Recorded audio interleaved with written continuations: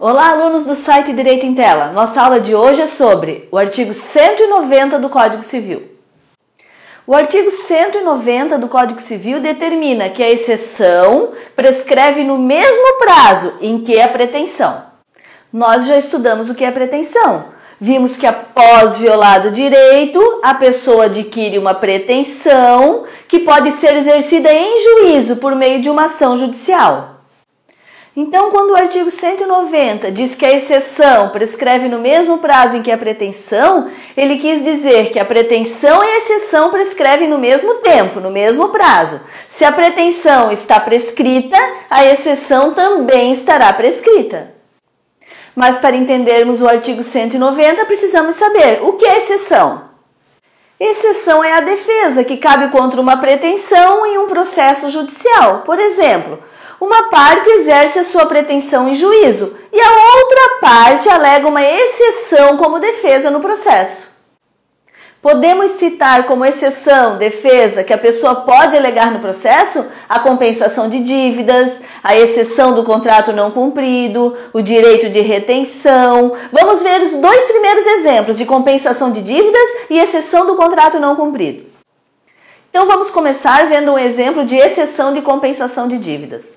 Um credor exerce sua pretensão de cobrança de um crédito em juízo. O devedor alega como defesa a compensação de dívidas. Então, em um caso concreto, João exerce sua pretensão de cobrar uma dívida de Pedro em juízo. O que Pedro alega? Pedro alega como defesa que João também lhe deve e que as dívidas entre eles devem ser compensadas. Então, ele alegou uma compensação de dívidas como exceção.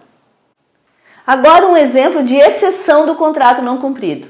Um credor exerce sua pretensão de cobrança de uma dívida contratual em juízo. O devedor alega como defesa a exceção do contrato não cumprido.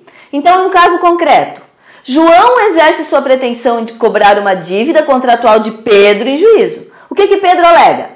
Pedro alega como defesa que não pagou João. Por que ele não pagou João? Porque João não cumpriu com a sua parte no contrato. Então, Pedro alegou a exceção do contrato não cumprido.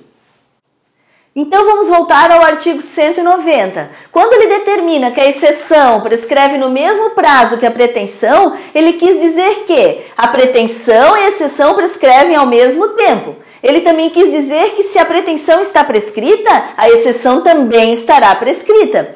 E ainda que se o crédito está prescrito, a exceção contra o crédito também estará prescrita.